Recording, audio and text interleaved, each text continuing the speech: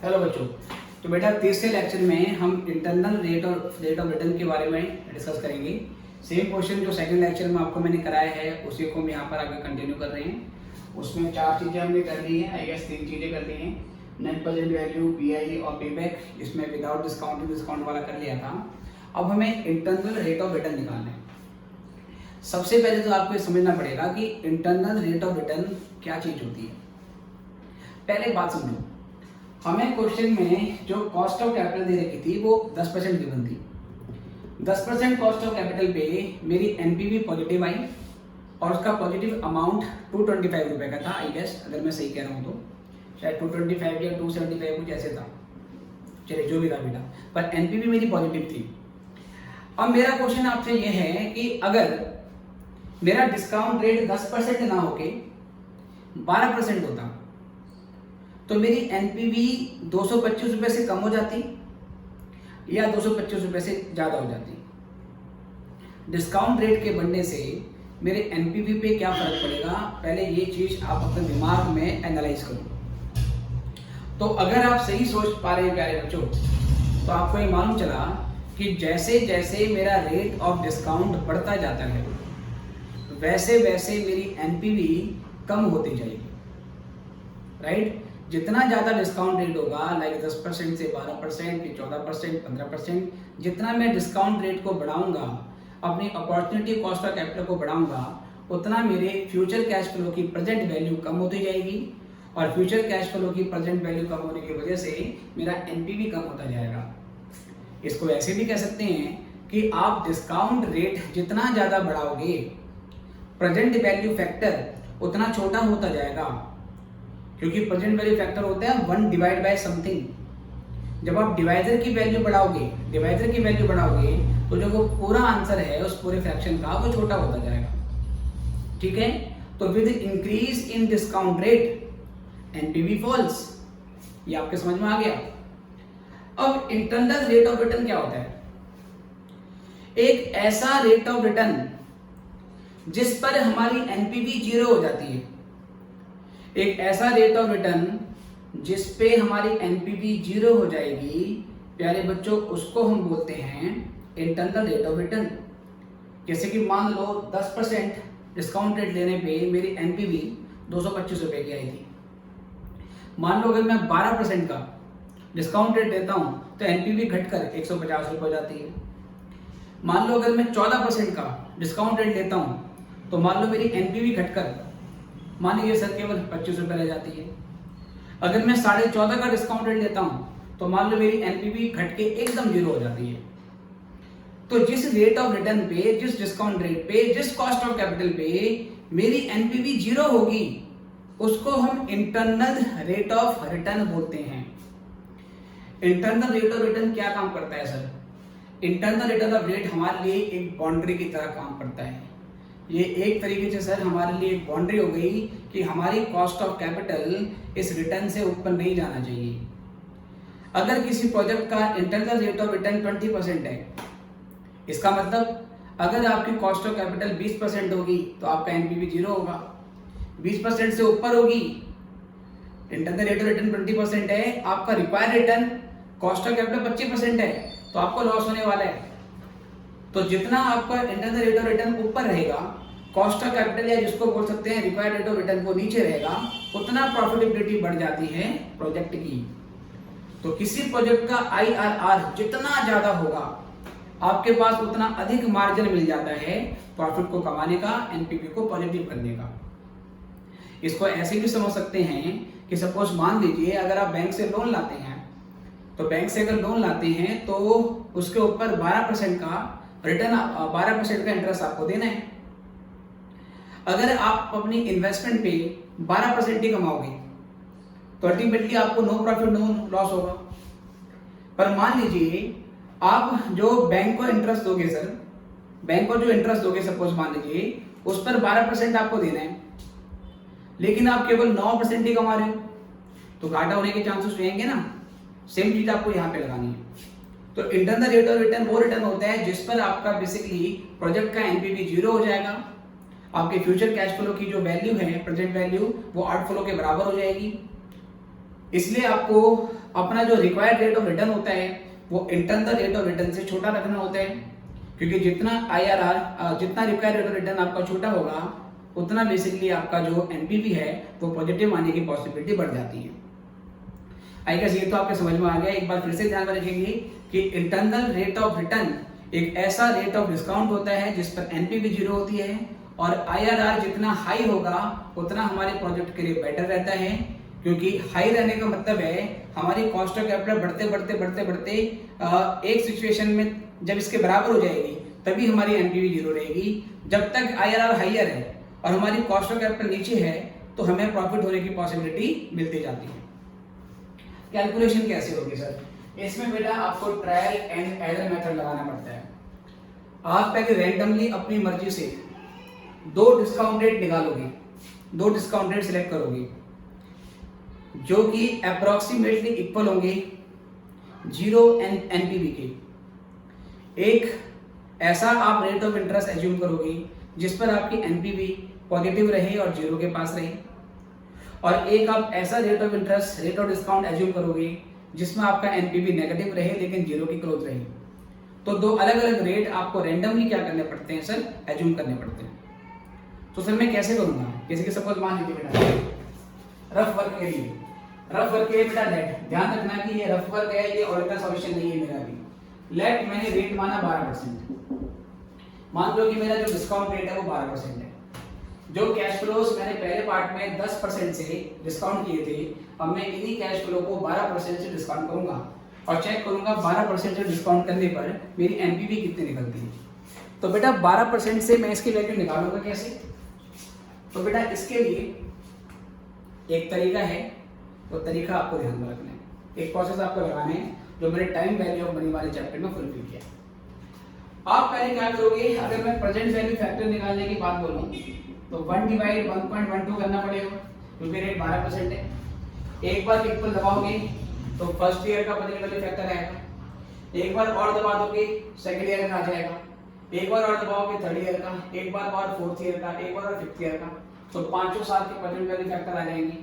फिर present value factor से उसकी मल्टीप्लाई करोगे, इनफ्लोस की प्रेजेंट वैल्यू आ जाएगी, उसमें से आउटफ्लो की प्रेजेंट वैल्यू माइनस करोगे, फिर आपका NPV निकलेगा। ये आपको इस तरीके से रैंडमली करना पड़ेगा जब तक आपका NPV अप्रोक्सीमेटली 0 के बराबर ना आ जाए। अगर 12% पे मेरा NPV पॉजिटिव आ रहा है और 0 से दूर है तो मैं और रेट बढ़ाऊंगा और ये प्रोसेस चलती रहेगी। तो पहले मैंने 12% पे करना है सर, कम समय पे कैलकुलेशन जल्दी हो जाए उसके लिए मैं क्या करूंगा? इस तरीके से काम करूंगा। मैं एक शॉर्टकट फॉलो कर रहा हूँ। पहले मैं लूंगा 900 डिवाइड बाय 1.12, ठीक है। पहले मैंने ये लिखा सर, इक्वल दबा दिया, 900 डिवाइड बाय 1.12 इक्वल दबा दिया। इक्वल दबाने के बाद फिर मैं एक बेटा M प्लस वाला बटन भी दबा दूंगा यहाँ पर, ठीक है सर। फिर मैं M प्लस इक्वल वाला बटन दबा दूंगा। उसके बाद फिर बेटा मैं 800 लूंगा, 800 लूंगा। उसके बाद दो बार इक्वल दबा देना बेटा। पहले कैलकुलेटर पे 800 लिखना है, 800 लिखने के बाद फिर दो बार इक्वल दबा देना है, दो बार सर लगातार, 1 2।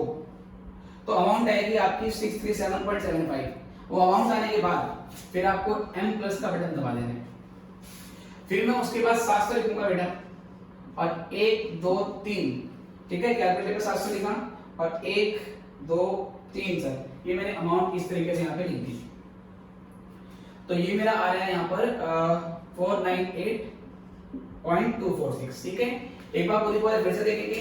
पहले 900 लिखा, 900 डिवाइड बाय 1.12 किया, एक बार इक्वल दबाया तो अमाउंट आपकी आएगी, चेक कर लेना, 803.57। उस अमाउंट पे कोई छेड़छाड़ ना करते हुए M प्लस का बटन दबा देना है। उसके बाद अगली अमाउंट आपकी 800 की है, क्योंकि ये सेकंड ईयर के एंड में है बेटा, तो दो बार इक्वल दबाना पड़ेगा, 1 2। उसके बाद फिर मैं M प्लस दबा दूंगा। अमाउंट आपकी आई थी 637.75। आप कैलकुलेटर पे इसको फॉलो करना है आपने। उसके बाद बेटा फिर 700 रुपए का अमाउंट लेना है। ये करने के बाद 700 का अमाउंट लिया और 1 2 3 आपने 3 बार दबाया बेटा, फिर M प्लस किया तो ये 498.6 प्लस आ रहा है। अमाउंट से मतलब नहीं है आपका, यहाँ पर आपको M प्लस दबाता रहना है। उसके बाद फिर हम 600 लेंगे बेटे, 600 के बाद 4 बार इक्वल दबाना है, 1 2 3 4, तो 1 2 3 4।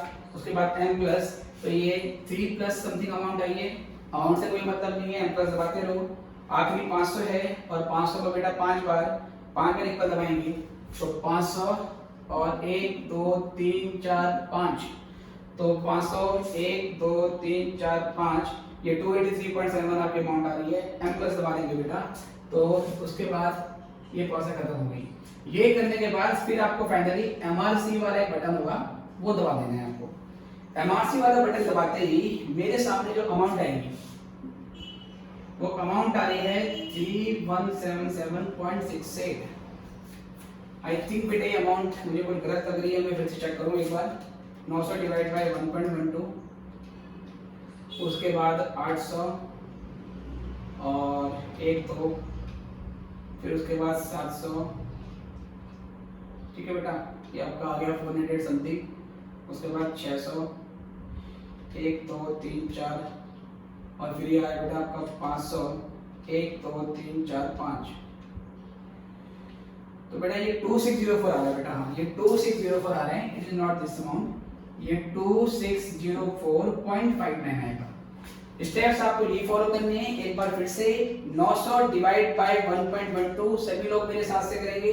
अगर कैलकुलेटर से नहीं बेटा करोगे ये नहीं होगा आपसे, और इंटरनल रेट ऑफ रिटर्न में इसी तरीके से आपको बार बार ट्राई करना पड़ेगा। मैंने 900 डिवाइड बाय 1.12 लिखा, एक बार इक्वल दबाया, फिर उसके बाद मैंने एम प्लस दबा दिया, फिर 800 दो बार इक्वल दबाया एम प्लस, फिर 700 1 2 3 तीन बार इक्वल एम प्लस, उसके बाद 600 1 2 3 4 एम प्लस, और फिर उसके बाद 500 1 2 3 4 5 एम प्लस, और ये करने के बाद बेटा टोटल आएगा आपका 2604.596। ये मेरी प्रेजेंट वैल्यू ऑफ इनफ्लो आई है सर। ये फिलहाल मैंने इनकी इनफ्लोज की प्रेजेंट वैल्यू निकाली है। इसमें से बेटा जैसे ही मैं 2500 रुपए माइनस करता हूँ, तो इसमें से 2500 रुपए लेस करने के बाद आपका 104.59 कुछ इस तरीके से एनपीवी निकल के आता है। तो ये मेरी यहाँ से एनपीवी निकल के आई है 12% के रेट पर। बट मैंने क्या बताया सर, मैंने डिस्काउंट रेट को तब तक बढ़ाता रहना है जब तक कि मेरा एनपीवी घटते घटते 0 के ऊपर आ जाए। तो मैं यही कैलकुलेशन 12% ना लेके अब मैं 14% पे करूंगा। सर कितनी बार करूंगा? मैंने कहा बेटा यही है ट्राई एंड एरर मेथड, बार बार करना पड़ेगा, इसका और कोई शॉर्टकट तरीका नहीं है। एक्सेल वगैरह में तो केवल फॉर्मूला होता है, वो फॉर्मूला लगा दो वहां से आपका बन जाता है। बट एग्जाम में तो सर एक्सेल नहीं होगा ना आपके पास, एमएस एक्सेल तो होगा नहीं, कैलकुलेटर से ही निकालना है। अब सर 14% पे चेक करो एक बार। सर 14 इसमें ले लिया आपने, 13 में छोड़ दिया। मैंने कहा आपकी मर्जी है सर, आप 13 में भी चेक कर लो। मैंने क्या किया 40% पे निकालना है। अब सेम प्रोसेस होगी बेटा, देखो ऐसे ही 900 डिवाइड बाय 1.14 इक्वल, उसके बाद m प्लस, उसके बाद फिर 800 और फिर दो बार इक्वल, फिर m प्लस, फिर बेटा ये 700 तीन बार इक्वल m प्लस, 600 चार बार इक्वल m प्लस, ठीक है, और 500 पांच बार इक्वल m प्लस, एंड में एमआरसी वहां से इनफ्लोज की वैल्यू आएगी, माइनस से करेगी। फटाफट से करते हैं और आपको फाइनल आंसर बताता हूँ। तो 900 डिवाइड बाय 1.14 एक बार दबाया तो 789.47 आया, इसको मैंने m प्लस में डाल दिया। फिर 800 लिखा बेटा, 1 2, ठीक है 1 2, तो ये 615.57 आया, फिर मैंने m प्लस में डाल दिया। उसके बाद बेटा 700 और फिर ये 1 2 3 और फिर इसको मैंने m प्लस में डाल दिया, ये 472.48 आया था। उसके बाद 600 और ये 1 2 3 4, फिर मैंने m प्लस दबाया बेटा और ये अमाउंट 355.24 आई थी। और उसके बाद 500 और 1 2 3 4 5 और फिर मैंने m प्लस दबाया प्यारे बच्चों, तो ये अमाउंट 259.68 आई है। और उसके बाद एमआरसी का बटन दबाते ही ये अमाउंट में 2492.46 आई है। ये इन कैश फ्लोज की प्रेजेंट वैल्यू हुई है 2492.46। अब इसमें से बेटा, इसमें से अगर मैं 2500 माइनस करता हूँ, इसमें से अगर मैं 2500 माइनस करता हूँ तो ये -7.539 मेरी एनपीवी आई है। तो बेटा एनपीवी जो है मेरी प्यारे बच्चों वो यहाँ पे नेगेटिव आ गई है और ये 0 के क्लोज है ना। तो मुझे दो रेट लेने पड़ते हैं, एक जिसमें एनपीवी 0 के क्लोज हो लेकिन पॉजिटिव हो, एक जिसमें एनपीवी 0 के क्लोज है मतलब कि नेगेटिव है। यहाँ पर मेरा 14% पे -7.539 आपका आ चुका है जो कि 0 के क्लोज माना जा सकता है। इसको और छोटा करना है तो मैं रेट को थोड़ा और छोटा ले सकता हूँ, लाइक 14% के बदले 13.95% ले। तो बेटा कोई बात नहीं, जब आपका डिफरेंस 10-20 रुपए का रह जाए जीरो के आसपास, तो वहां पर इस तरीके से आप छोड़ सकते हो। ये आपकी बात अब समझ में आ गई होगी कि अगर मैं रेट 14% से और बढ़ा दूंगा तो ये एनपीवी नेगेटिव में और ज्यादा बढ़ता रहेगा, क्योंकि हायर डिस्काउंट रेट पे एनपीवी और गिरेगी। अब मुझे गिराना नहीं है, मुझे एक बार पॉजिटिव भी करना है। पॉजिटिव करने के लिए अब मुझे 14% से कम रेट लेना पड़ेगा। कम रेट या तो आप 13% ले लो या 13.5% ले लो, आपकी मर्जी है। मान लो कि सर मैं 13% ले लेता हूँ, कोई दिक्कत नहीं है, या चलो 13.5% ले लेता हूँ, क्योंकि ऑब्जेक्टिव है एनपीवी पॉजिटिव भी होनी चाहिए और जीरो की क्लोज भी होनी चाहिए। अब 13.5% पे आप सेम कैलकुलेशन करोगे बेटा, वो कैसे होगी, 900 डिवाइड बाय 1.135, उसके बाद इक्वल और m प्लस, फिर ये 800 और 2 बार दबाओगे, उसके बाद फिर आपका क्या नाम है m प्लस, और सेम प्रोसेस आपको बार बार करनी है। चलो मैं करके देखता हूँ। तो 900 डिवाइड 1.135, एक बार इक्वल दबाया बेटा तो 792.95 का अमाउंट आ रहा है। अगर आपको चेक करना है साथ साथ, इसको m प्लस में डाल दिए, फिर 800 लिखा और 2 बार इक्वल दबाएंगे, 1 2, m प्लस में डाल दिया, वो 621 कुछ आ गया। उसके बाद बेटा फिर 700 रुपये लिखा और 3 बार इक्वल दबाना है, 1 2 3 इक्वल, ठीक है। उसको फिर हमने m प्लस में डाल दिया तो आपका 478.75 आया।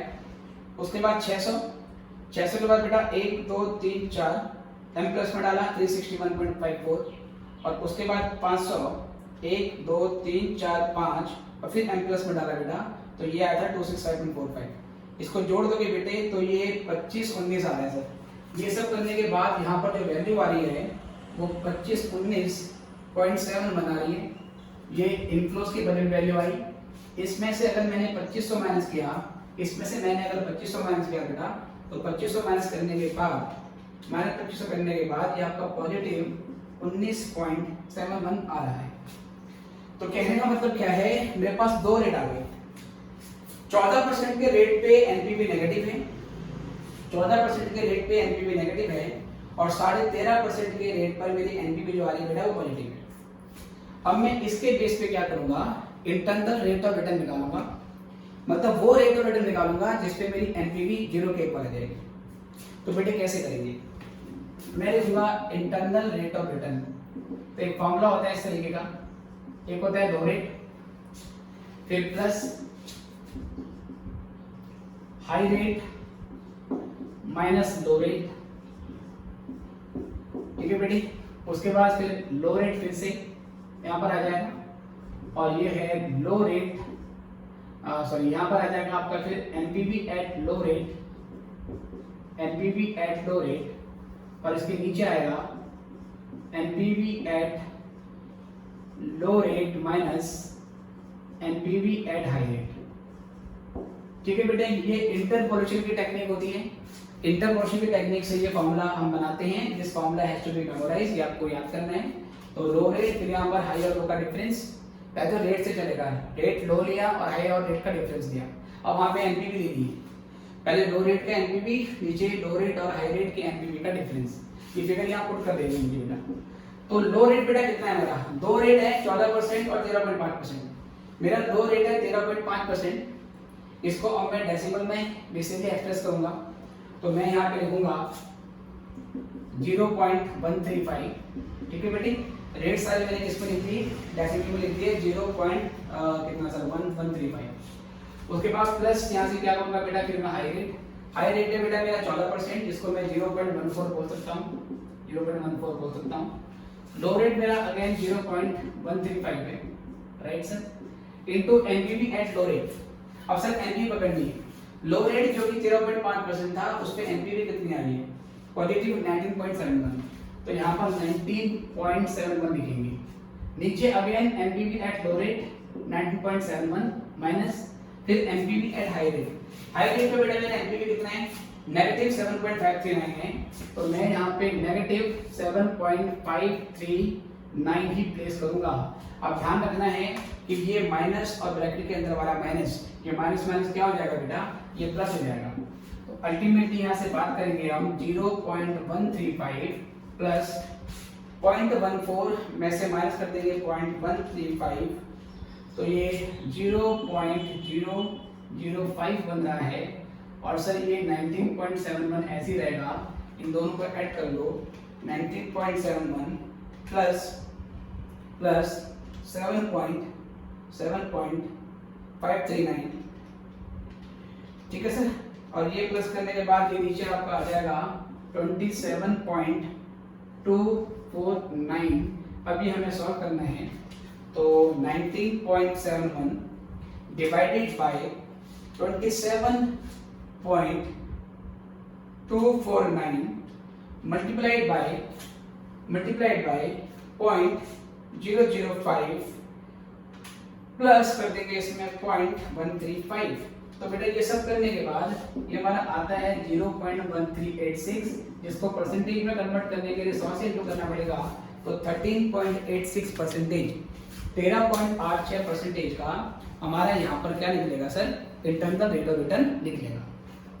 ये चीज तो सर आपको क्या कर देना है, रफ वर्क में निकालनी है। या आप सीधे लिखोगे कि लेट लोअर रेट 13.5%, उस पर एनपीवी इतनी, मतलब मेन सॉल्यूशन में हायर रेट 14%, उस पर एनपीवी इतनी, उसके बाद फिर आपको ये फॉर्मूला लगा देना है।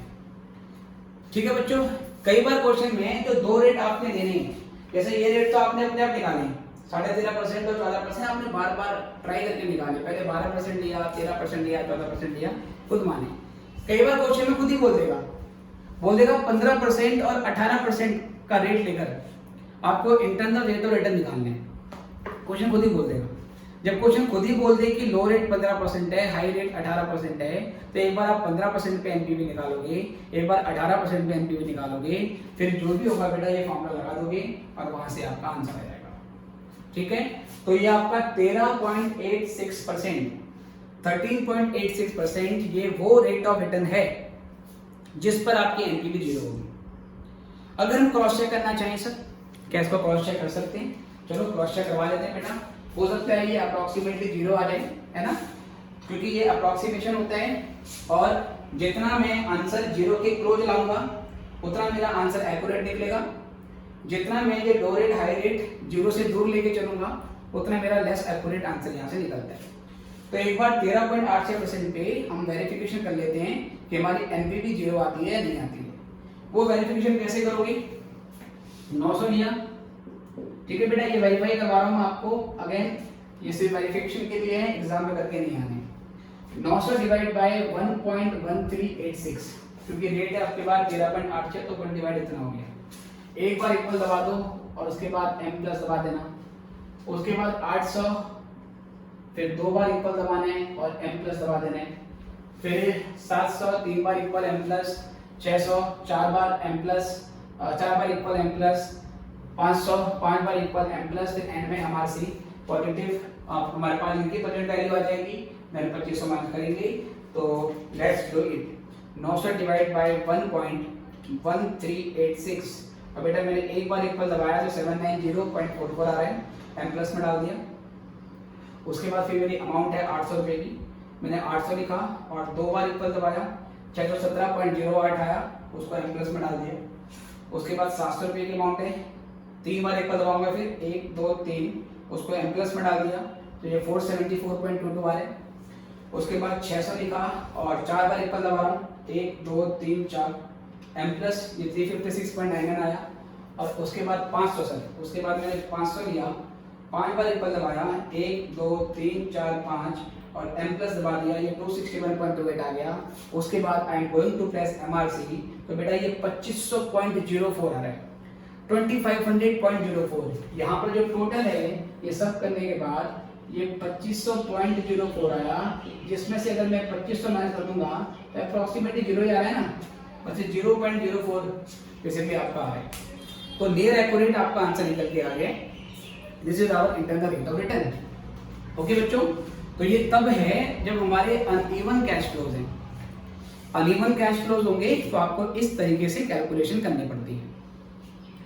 जब हर साल के कैश फ्लो बराबर होंगे तो कैलकुलेशन थोड़ा आसान हो जाती है, और वो हम कैसे करेंगे वो भी आपको मैं सिखाऊंगा। फिलहाल इंटरनल रेट ऑफ रिटर्न के साथ एक चीज और है जिसको हम बोलते हैं modified internal rate of return. अब तक हमने जो सीखा है ये इंटरनल रेट ऑफ रिटर्न है। अब ये सीखना है कि modified internal rate of return क्या चीज होती है, इसके बारे में बात करेंगे। इंटरनल रेट ऑफ रिटर्न का जो कंसेप्ट है उसके अंदर ये एजम्पशन है कि प्रोजेक्ट में जो हर साल एनुअल कैश फ्लो होते हैं, लाइक फर्स्ट ईयर में हमारा 900 रुपए का कैश फ्लो हुआ, ऐसे सेकेंड ईयर में 800 का कैश फ्लो हुआ, ये चलता जा रहे हैं ऐसे ही। इंटरनल रेट ऑफ रिटर्न में हमारी एजम्पशन होती है कि हमारे ये जो कैश फ्लो हैं 900 रुपए के, 800 रुपए के, इसको बिजनेस दोबारा से री इन्वेस्ट कर देता है इंटरनल रेट ऑफ रिटर्न के रेट पे ही।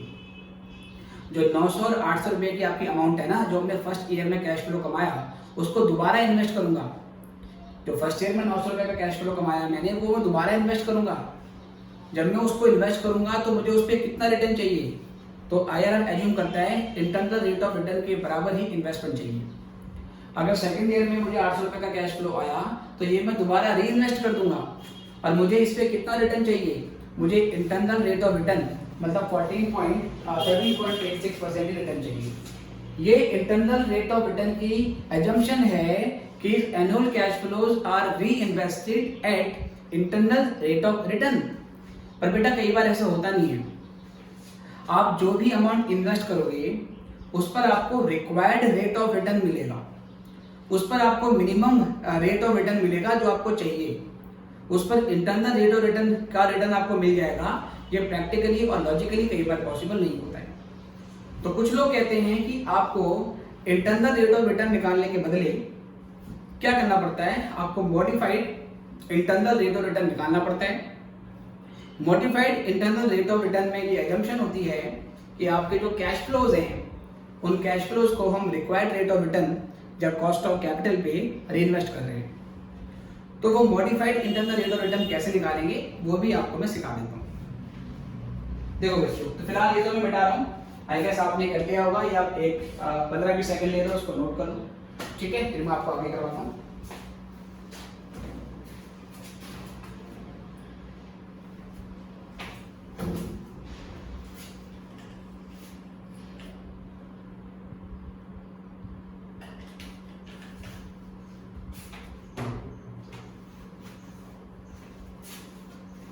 चलिए बच्चों, तो अब जरा ध्यान से देखिए मॉडिफाइड रेट ऑफ रिटर्न किस तरीके से निकाला जाता है। ये 13.83% आपने निकाल लिया, ये नोट भी कर लिया होगा आपने।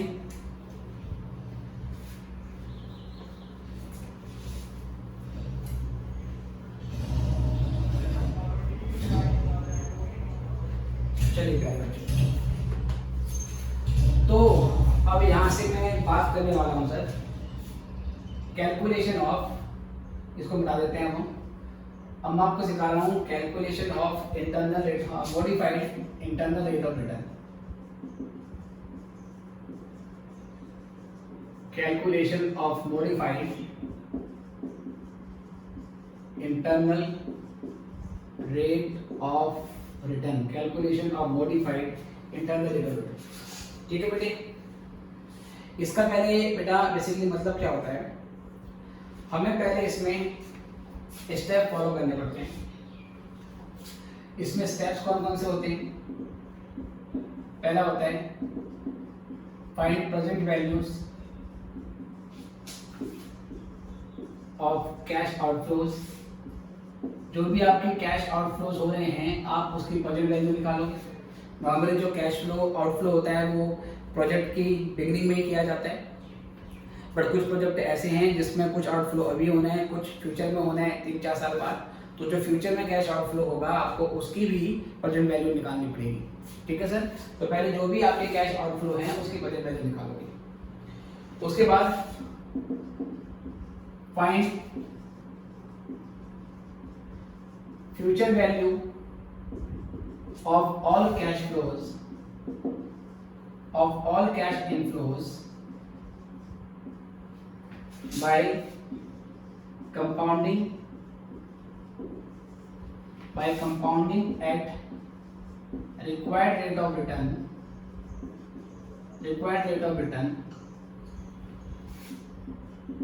टिल टर्मिनल ईयर या terminal point of project. Terminal point of project कहने का मतलब ये है कि अगर एक प्रोजेक्ट 5 साल का है, जैसे कि ये प्रोजेक्ट बेटा 5 साल का था, तो जो हमारे ये कैश फ्लो हो रहे हैं, जैसे कि कैश फ्लो फर्स्ट ईयर के एंड में हुआ 900, सेकंड ईयर के एंड में 800, ऐसे ही कैश फ्लो हुई। अब मैं इन सारे कैश फ्लो की पहले फ्यूचर वैल्यू निकालूंगा। मतलब ये जो 900 रुपए एक साल के एंड में मुझे मिला है, उसकी 5वें साल के एंड में क्या फ्यूचर वैल्यू होगी, और उसके लिए मैं जो कंपाउंडिंग रेट लूंगा ना, वो रिक्वायर्ड रेट ऑफ रिटर्न लूंगा, क्योंकि मेरी कॉस्ट ऑफ कैपिटल होगी 10%, क्योंकि ये भी रिक्वायर्ड रेट ऑफ रिटर्न होता है, नियम रेट ऑफ रिटर्न। ऐसे ही इस 800 रुपए का जो कैश इनफ्लो है, जो मुझे सेकंड ईयर के एंड में होगा, उसकी आज क्या वैल्यू होगी, आज सॉरी उस 800 रुपए की 5 साल के एंड में क्या वैल्यू होगी। थर्ड ईयर के एंड में जो मुझे कैश इनफ्लो मिलेगा, उसके फिफ्थ ईयर के एंड में क्या वैल्यू होगी। फोर्थ ईयर के एंड में जो कैश फ्लो होगा, उसके 5वें साल के एंड में क्या वैल्यू होगी, और 500 तो पहले से ही 5वें साल के एंड में। तो सभी कैश फ्लो की, कैश इनफ्लो की मैं फ्यूचर वैल्यू निकालूंगा with respect to the terminal point of the project, और उसके लिए जो मैं कंपाउंडिंग का रेट लूंगा, वो मैं रिक्वायर्ड रेट ऑफ रिटर्न लूंगा, जो कि मेरी कॉस्ट ऑफ कैपिटल होगी। ठीक है सर, ये हमारा तीसरा वाला स्टेप है। उसके बाद सर क्या करूंगा,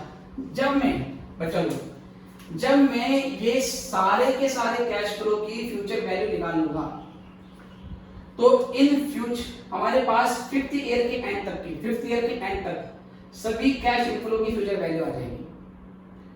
अब एक ऐसा डिस्काउंट रेट जो 5वें साल के एंड में टोटल फ्यूचर वैल्यू को इस 2500 के बराबर कर देगा, उसको मैं modified internal rate of return बोलूंगा। ठीक है सर। उसके बाद थर्ड पॉइंट में क्या होगा, now calculate modified internal rate of return by equating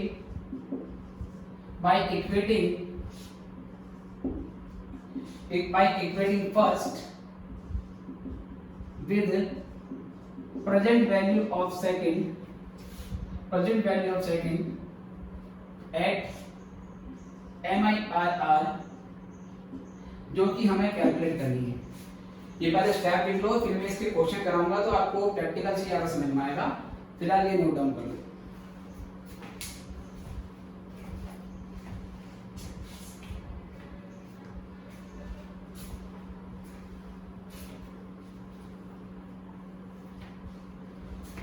ठीक है सर।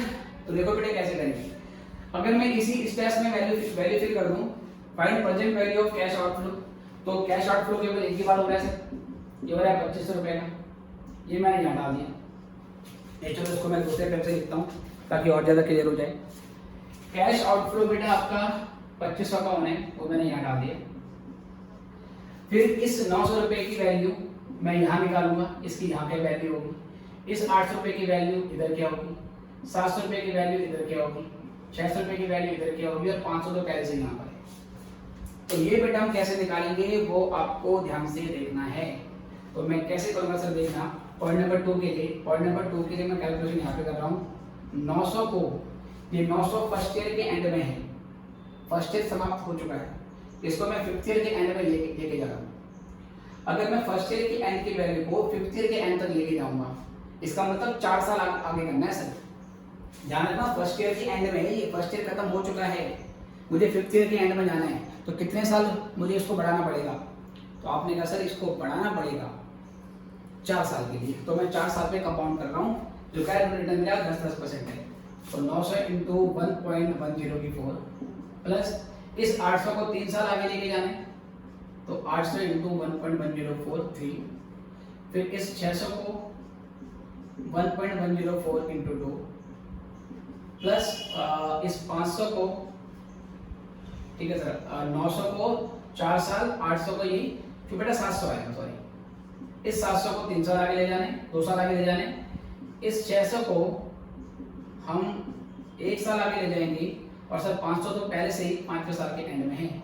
बस इन सारी फिगर का मुझे टोटल निकाल देना है, और वो टोटल मुझे यहाँ पर प्लेस कर देना है सर, ये मुझे यहाँ प्लेस कर देना है। तो इसके लिए मुझे चाहिए कैलकुलेटर। तो मैं कैसे होगा सर, देखो तो ये मेरा आ जाएगा आपकी बार 1.1 इंटू प्लस ये मेरी वैल्यू आ रही है इंटू 900 करने के बाद एक मिनट कुछ कर रहा हूँ मैं 1.1 इंटू पहले ये सॉल्व कर रहा हूँ मैं, ठीक है, इसकी मैं इंटू कर दे रहा हूँ 900 से, तो ये मेरा आ रहा है 1317.69, ठीक है। अगर मैं ये फिगर लिखता रहूँ तो या इसको सीधे मैं m प्लस में डाल सकता हूँ 0.69, ये मैंने m प्लस में डाल दिया। उसके बाद 800 इंटू 1.04 क्यों कर रहा हूँ बेटा मैं, 1.10 होगा ना, सॉरी बच्चों by mistake, rate of return 10% है तो 1.10 सर, ये 1.04 कहाँ से आया I don't know. Okay sir 900 into तो करेंगे इसके बाद 1.1 इंटू करेंगे इसके 800 से, तो ये फिगर आएगी आपकी 106.48, इसको भी मैंने m प्लस में डाल दिया। फिर 700 इंटू 1.1, ठीक है सर, ये भी मैंने सॉल्व किया तो ये 847 आए। उसके बाद बेटा फिर ये आपका 600 इंटू 1.1, ये 660 आ गया और सब प्लस 500 तो है, ठीक है। तो ये सारी वैल्यू जोड़ देता हूँ 13, 19, 27, तो कितना कितना है बेटा, ये कुछ मुझे गलत लग रहा है ना, ये 166 तो नहीं होगा, ये हम चेक करता हूँ दोबारा। 1.1 इंटू 3 साल के लिए ये 106.48 है बेटा, ये 106.48 है। चलो तो ये हो गया आपका 1317.69 प्लस 166 4.8 प्लस 847 राइट, 847 प्लस उसके बाद आपका 660 और प्लस उसके बाद 500, तो बेटा ये 4989 है, ये आपका 4989.49 आ रहा है, ठीक है। प्रेजेंट वैल्यू आउटफ्लो 2500 और जितने भी कैश इनफ्लो हैं उसको प्रोजेक्ट के एंड तक हमने कंपाउंड कर दिया, ये इसकी वैल्यू आ गई। अब तीसरे स्टेप में हमने क्या करना है, हमने तीसरे स्टेप में इन दोनों को इक्वेट कर देना है। इक्वेट कैसे करेंगे, आप लिखोगे 2500 इक्वल 4989.49 और इसको सर आप डिस्काउंट कर रहे हो, इसको डिस्काउंट कर रहे हो तो यहाँ पे लिखोगे 1 प्लस रेट, आपको नहीं पता क्योंकि जिस रेट पर ये वैल्यू इक्वल हो जाएगी वो modified rate of modified international return हो जाएगा, यहाँ पे FIRR लिखा। और क्योंकि आप सर इस वैल्यू को अब यहाँ लेके जा रहे हो क्योंकि 2500 जीरो पे है, आप इस फिगर को जो ये वैल्यू आई इन सबका टोटल आया उसको 5 साल पीछे लेके जा रहे हो, तो यहाँ पर पावर 5 आएगी। अब आपको पहले ये कैलकुलेशन सॉल्व करनी पड़ेगी सर, ये कैसे सॉल्व करेंगी, इसको मैं रीअरेंज करके ऐसे भी लिख सकता हूँ, क्रॉस इंटू करके ये पार्ट ऊपर आ जाएगा, ये पार्ट नीचे आ जाएगा, तो 1 plus modified internal rate of return raise to the 5 equal 4989.19 divide by 2500, तो पहले आपको ये डिवाइड करना पड़ेगा, तो 4989.19 इसको डिवाइड करूंगा 2500 से, तो ये आएगा मेरे पास 1.995676, ये कुछ इस तरीके से आया। अब मुझे बेटा ये इक्वेशन सॉल्व करनी है, 1 प्लस MIR 5 इक्वल टू 1.995676, ये 5 पावर अगर यहाँ से मैं हटाऊंगा तो ये यहाँ जाके बन जाएगी 5th रूट, जैसे स्क्वायर रूट होता है 1/2 पावर होती है, उसका मतलब क्यूब रूट होता है 1/3 पावर होती है, ऐसे मुझे ये सॉल्व करना है, मुझे इसका 5th रूट निकालना है। अब सर ये इक्वेशन कैसे सॉल्व होगी ये आपको मैं बताता हूँ, पहले आई गेस आप इतना नोट कर लो या इतना समझ लो, या चलो मैं ये वाला स्टेप मिटा देता हूँ। स्टेप आपको ध्यान में रखना है, पहले कैश आउटफ्लो लिया, कैश इनफ्लो की फ्यूचर वैल्यू निकाली रिक्वायर्ड रेट ऑफ रिटर्न पर till the end of the project, उसके बाद इन दोनों को इक्वल करके ये रेट आपको निकालना है। 5 साल क्यों आया, क्योंकि अब ये फिगर इससे कंपेयर हो रही है, तो ये फ्यूचर इनफ्लो को वापस प्रेजेंट वैल्यू में लेके जा रहा हूँ। तो बेटा ये कैसे सॉल्व होगा, तो मैं ये वाला समझा रहा हूँ, ठीक है बेटे। अब ये चीजें सॉल्व होने के लिए ये चीजें सॉल्व होने के लिए हम कैसे करेंगे देखिए बच्चा लोग, ये चीजें सॉल्व होने के लिए कैसे करेंगे, ये सॉल्व कैसे होगी। ये यहाँ से बन जाएगा मेरा 1 plus MIR modified in the return, ये 1.995676 का बन जाएगा फिफ्थ रूट सर, ये इसका बन गया फिफ्थ रूट। ठीक है बेटी, अब बेटा ये कैसे सॉल्व किया जाएगा, इसको भी कैलकुलेटर में सॉल्व करने का एक तरीका होता है। अदरवाइज आपको पेपर में लॉग लगाना पड़ेगा सर, लॉग टेबल मिल जाती है पर लॉग से वैल्यू निकालना फिर सॉल्व करना वो ज़्यादा कॉम्प्लिकेटेड हो जाता है। ये सॉल्व कैसे होगा, इसके लिए भी एक प्रोसीजर आपको ध्यान में रखना है। आप पहले क्या करोगे, कैलकुलेटर पे ये स्टेप फॉलो करना है सर, कैलकुलेटर स्टेप्स आपको फॉलो करने हैं सॉल्व करने के लिए। अगर सर यहाँ पे स्क्वायर रूट होता ना, अगर ये होता है स्क्वायर रूट मतलब यहाँ पावर 2 होती, फिर तो मैं नॉर्मली ये फिगर लिख देता और कैलकुलेटर में स्क्वायर रूट का बटन होता ही है। जैसे कि बेटा ये स्क्वायर और ये क्रॉस लिखा हुआ है, ये स्क्वायर रूट का बटन है, बट मुझे स्क्वायर रूट नहीं निकालना है, मुझे फिफ्थ रूट निकालना है। पावर 2 होगी तो इजीली कैलकुलेट हो जाएगा, बट पावर 3 है या पावर 5 है, अगर 4 भी होती तो भी हो जाएगा, क्योंकि 2 बार स्क्वायर रूट दबा दूंगा। इसका मतलब सर वो क्या निकल गया आपका, अल्टीमेटली सर आपका फोर्थ रूट निकल जाएगा, राइट। पर sir fifth root third root कैसे निकालोगे, उसके लिए स्टेप्स है आपको फॉलो करनी है। कैसे फॉलो करेंगे देखो, पहले 1.9956 ऐसे की आपने फिगर लिखी, उसके बाद फिर आपको क्या करना है, एक सर ये स्क्वायर रूट वाला बटन आपके कैलकुलेटर में, इसको आपने प्रेस करना है सर 13 टाइम्स। सर 13 टाइम क्यों करना है सर, सर इसका लॉजिक सर अगेन बेसिकली हम कॉमर्स साइड के स्टूडेंट्स हैं, आपको एप्लीकेशन सीखनी है, इसका लॉजिक आपको नहीं देखना है। नॉर्मली जो फिजिक्स वाले बच्चे होते हैं सर, फिजिक्स वाले बच्चे या जो टीचर्स हैं वो ये शॉर्टकट यूज करते हैं जब उनके पास साइंटिफिक कैलकुलेटर नहीं होता है। अब उसके पीछे क्या लॉजिक है सर, ये फॉर्मूला कैसे बना, इसका नॉलेज हर कॉमर्स स्टूडेंट्स के लॉजिक से बाहर है, क्योंकि मैं खुद सर कॉमर्स का स्टूडेंट रहा हूँ, साइंस नहीं पढ़ी सर, मुझे भी नहीं पता इसका। और सर ऐसी कई चीज़ें होती हैं जिसको हम फेस वैल्यू पे ले लेते हैं, लेकिन ये ऑथेंटिक सर टेक्निक है, गलत नहीं है। और हर फाइनेंस का टीचर, फाइनेंशियल मैनेजमेंट का टीचर जो बेसिकली आपको कैपिटल बजटिंग पढ़ा रहा है, कैलकुलेटर से अमाउंट कैलकुलेट करने के लिए इसी तरीके के शॉर्टकट्स आपको बताता है। तो मैं भी वही आपको यूज कर रहा हूँ, which I have learn from my teacher sir. ठीक है सर, ऑथेंटिक है, आंसर आपका सही आएगा। क्यों होता है, अगेन लॉजिक का आंसर नहीं है सर, बहुत टेक्निकल अप्रोच है, फिजिक्स का पोर्शन है, हमारे बेसिकली नॉलेज से ही बाहर है। तो अब हम क्या करेंगे, पहले ये फिगर लिखी और मैं इसको 13 बार प्रेस करूंगा। 13 बार प्रेस करने के बाद फिर मुझे क्या करना है सर, -1 करने, पार्ट ऑफ फॉर्मूला है। पहले फिगर 13 बार प्रेस करूंगा, जो भी वैल्यू आएगी, फिर -1 करूंगा, फिर मैं डिवाइड लिखूंगा। अब क्योंकि मुझे फिफ्थ रूट निकालना है तो मैं डिवाइड बाय 5 लिखूंगा।